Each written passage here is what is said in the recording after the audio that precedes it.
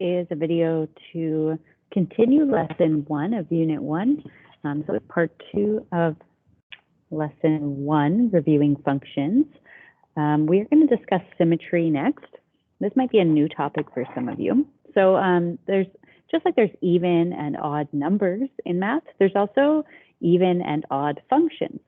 And this is an important topic because later in the course, we're going to be doing a lot of graphing. And if you know that a function is even or odd, it can save you a lot of time when you're graphing because there's some symmetry involved. So let's first look at even functions. So an even function is symmetric about the y-axis. So this is an example of an even function here. You can see that if you folded it in half along the y-axis, it would match up exactly. So the y value at x here is going to be the exact same value as the y value at negative x. So another way to write that using mathematical notation is that f at x is equal to f at negative x for any number for every number x in the domain. Okay, so let's do an example. And let's say you want to prove that f of x equals x squared is even. So that's a parabola. We know that it is symmetric, but if we wanted to prove it, we're going to use this little definition here.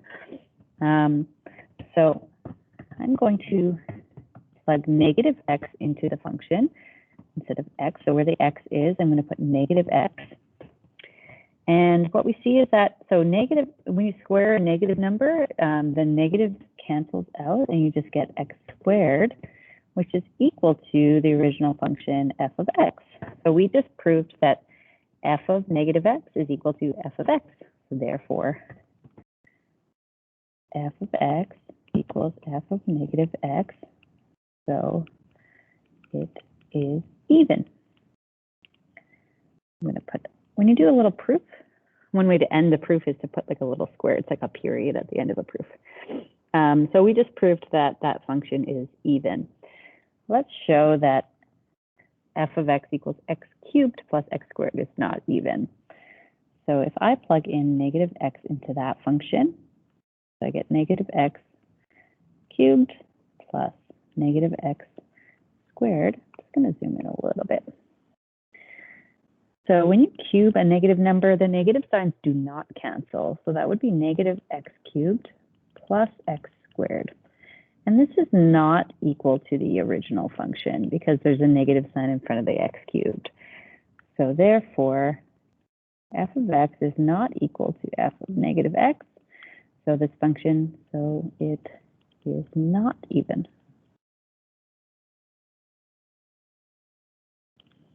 Okay. So that's how you prove if a function is even or not. Let's look at an odd function. So an odd function is also symmetric, except for it's kind of a rotational symmetry. So it's symmetric about the origin, meaning if you have a y value here at x, let's say this y value was, I don't know, 3, then at negative x, you'd have the exact same y value, except for it would be negative. So it would be negative 3. Okay, so it's the exact same shape and everything. It's just the opposite sign. So for an odd function, the way to write this mathematically is that f at x is the same as negative, oh, I wrote this wrong. I forgot to change it. F at negative x. So let me just do a quick example. Let's say we have the function f x cubed. Okay, so oops, wow, that's not how you write it. F of x equals x cubed. Let's prove that this is odd. So let's plug in negative x into the function, and you would get, so the negatives do not cancel out. So you get the exact same function, but just see the negative sign in front. So whatever answer you get the opposite sign. So this is negative f of x, so it's odd. Let me show you with some numbers. So let's say you plugged in 2. You get 2 cubed, which is 8. And if you plug in negative 2, you get negative 2 cubed, which is negative 8. So the same y values is just the opposite sign. Okay, so let's do some examples. We're going to determine if they're odd, even, or neither. So remember, for even functions, the y is going to be completely symmetric, so the y value should be the same whether you plug in x or negative x. And then for an odd function, if you plug in negative x, you should get the opposite sign. Okay, so let's look at this function. F of x equals x to the power 5 plus 1 over x. So when you're starting these, you always plug in negative x. So wherever there's an x, we put negative x instead. 1 over negative x. I like to use brackets so I can keep track of the negative signs. So this would be, so then this is an odd power, so the negatives do not cancel. And when you have a fraction with a negative, you can just pull it out like that. So notice all the signs flipped. So that means it's going to be a completely the same answer, but the opposite sign. So this is the same as negative f of x. Therefore, we have an odd function.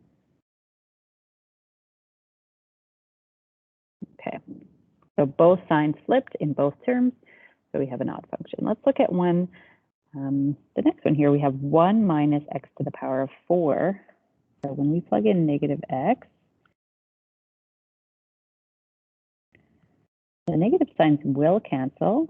We'll just have 1 minus x to the power of 4, which is the exact same function. So therefore, we have an even function. Okay, let's look at the last one, 2x minus x squared. If you want, you can pause the video here and try this one on your own and see if you get it right. If you want to do it with me, you can do so. We're going to plug in negative x into the 2x terms, and it's negative x squared. So in this first one, there's no power to, there's no exponent that is going to cancel the negative sign. So you can just bring the negative sign out in front. And for this one, the negative sign does cancel. Okay, so this looks, so you can see the first sign. So in the first term there, it was positive and now it's negative. And then the second term, it's negative and it's still negative. So the first sign flipped, but the second sign did not. So it's neither, this is not equal to f of x, the original function, and it's not equal to negative f of x. Like both signs did not flip, so it's neither. And if you're unsure, let's say you're doing one of these questions and you're not sure, sometimes it's good to just even plug in a number. So let's just plug in 2, for example. So f of 2 squared. So 4 minus, oh weird, 4 minus 4 is 0. F of negative 2 would be times negative 2 minus negative 2 squared. So it'd be negative 4. So if it was even or odd, we'd expect the answer to be 0. Minus 4, which is negative 8. So that's not symmetric. Okay. So you can do a little test if you're not sure if you got the answer right. Okay. So that's even or odd. So that's going to come up again later when we look at curves. It'll save you some time if you know it is odd. You can use the symmetry to your advantage. Let's look at increasing and decreasing next. So again, this might be a new concept for some of you. Here's the mathematical definition of increasing or decreasing, but I'm going to draw a picture that'll make it a lot more clear. So a function is increasing on an interval if you're looking at two x values, the y value of the first one is less than the y value of the second one. Much easier to just draw a picture and show you what I mean. Here's an example of an increasing function. So these are my axes here. This is an increasing function. So another way to think of it is kind of think of a slope, right? This is going upwards. The values of y keep going up as you read from left to right. We always read functions from left to right, so the y values as they go from left to right are increasing. Here's another example of an increasing function.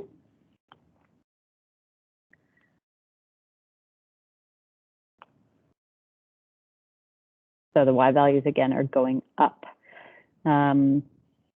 Decreasing. So I always use blue for decreasing. The y values are going to be going down when you read from left to right. So your function would look like this. Okay, so decreasing, going down from left to right, increasing, going up from left to right. Okay, it's the same kind of idea as like when you're looking at straight lines for slope, right? So slope, if you're going up from left to right, it's going to be a positive slope. And if you're going down from left to right, it's going to be a negative slope. It's the same idea, but your functions could be more curvy than straight lines. So slope is defined differently. Okay, so let's look at this function here and just make sure we understand this definition of increasing and decreasing. So the function says on which intervals is this function increasing and decreasing? I'm going to use my same colors to highlight. So I'm going to read from left to right, just like we do when we're reading words. So from left to right, here the y values are going up. And then here the y values are going down. And then they're going up again. And when it says on which interval, the question is always asking for the x values. Okay, some y values can be repeated again, so you don't want to worry about that. So just look at the x values. So for all the x values until we hit -2, the graph is increasing. So we'll write increasing. So for everything less than -2, and everything greater than x equals 1, we are increasing. And decreasing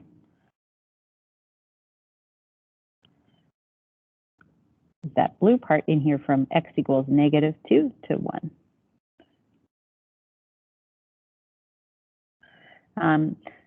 Notice I did not put equal signs under my inequalities. That's because at these points, it's kind of neither increasing or decreasing. The slope is effectively 0. So yeah, it's neither. So I didn't use equal signs. If you were writing this in interval notation, you could also use that. You could say something like -2 to 1 with open brackets, because again, at the boundaries, it's neither increasing or decreasing. Okay, that is increasing and decreasing, and that is it for a review of functions. So a couple of new topics in there, piecewise, increasing, decreasing, and even and odd, and then a couple of topics you've seen before representing functions and domain and range.